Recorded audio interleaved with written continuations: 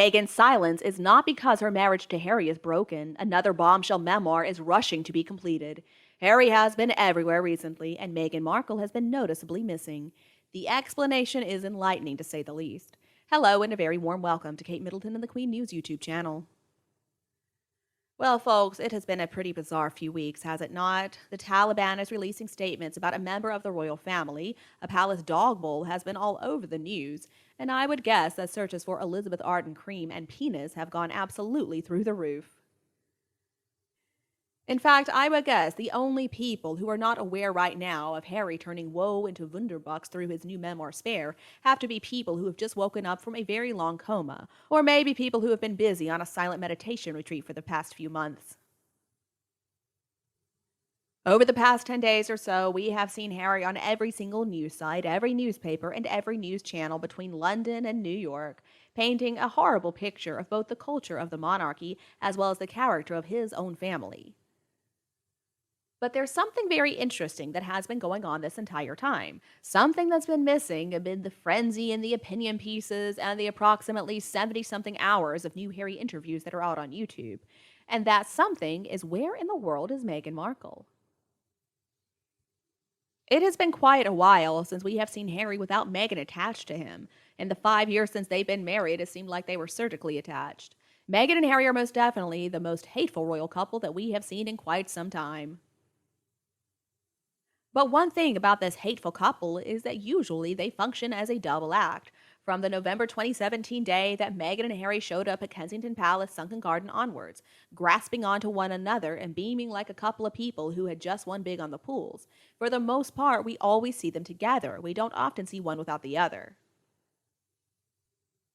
When Harry gave what was supposedly a paid speech in February of 2020 for some JP Morgan bankers on a Florida jolly, Meghan and Harry were right there together. And then, when they were caught by the paparazzi delivering meals for charity, again, they were side by side. They appeared on the Teenager Therapy podcast together, and again, they were together when they were giving out back-to-school supplies for charity. They were planting flowers to mark the anniversary of Diana's death together. They released photos of themselves at Commonwealth War Graves in LA together. And then when Harry gave a speech at the UN, when Meghan spoke at the One Young World Summit, when they showed up to Dusseldorf, which is going to host the next Invictus Games, well, I think you get it by now, they are always together. And of course, we could never forget how Meghan was right in front of Harry on their horribly photoshopped time cover when they were named the magazine's 2021 Most 100 Influential People list. But ever since Harry started in with this media storm this month, we haven't seen any sign of Meghan. Over the years, time and time again, Harry has showed up in Meghan's appearances, including juggling in the back of the video for Meghan's forgotten 40 by 40 birthday initiative in 2021, or the time that Meghan did that cut cover interview and Harry showed up to talk about his DIY plumbing work with journalist Allison P. Davis. And then, of course, there was the occasion when Meghan had Serena Williams on her podcast, and Harry had to show up to chat with her briefly. Now, over the last few weeks, it has been Harry's turn in the spotlight, and Meghan has not been there. In fact, the biggest sighting of the suddenly elusive Meghan has come through the lengthy interview that was done with Harry and published in the Telegraph over the weekend. So Bryony Gordon was the interviewer, and the two of them spoke in a finca-style guest house on Meghan and Harry's property, where they said soft music tinkles in the background, candles flicker, and Gordon was served a generous spread of crudités alongside umpteen types of tea, served, of course, in the finest china. And it was only later, when they went to the main house, that a smiling Meghan greeted Gordon before they spent some time together, drink turmeric lattes. So where exactly has Meghan been lately? I mean, what? Has she really just been that busy stocking up on crudités and chamomile tea bags? Or maybe this is the same as what happened in January of 2021 when Harry did that James Corden appearance, where Harry had to ask to use a stranger's bathroom and he also had to pretend to drink tea on top of a bus as he went around LA. So maybe, just maybe, Meghan has decided to let Harry have all the attention. Maybe Meghan just wants to make sure that the spotlight is on Harry and his story while she's patiently writing at home and waiting for Michelle Obama to call.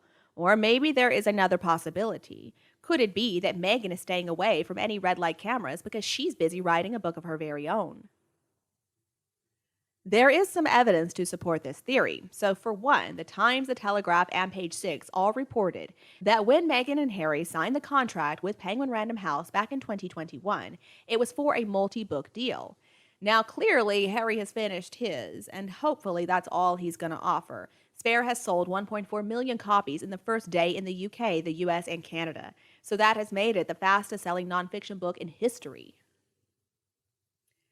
Earlier this month, the Times media editor reported that the other offerings that might be coming from Meghan and Harry are currently thought to be a wellness focused tome by the Duchess, a book about leadership and philanthropy, and potentially a Meghan memoir, too. And there's more evidence for this idea, too. There are some we would have assumed key chapters that are bizarrely missing from Harry's book. Now, of course, in March of 2021, Meghan ignited a firestorm when she made what sounded like, I'm guessing to the entire world, an accusation of racism against the royal family during Meghan and Harry's Oprah interview, saying there had been concerns and conversations about how dark their first baby's skin might turn out to be. Now, we all heard that, but last week, when Harry spoke to the UK's Tom Bradby, he denied that Meghan had basically called the royal family a bunch of racists, explaining that instead they were talking about unconscious bias.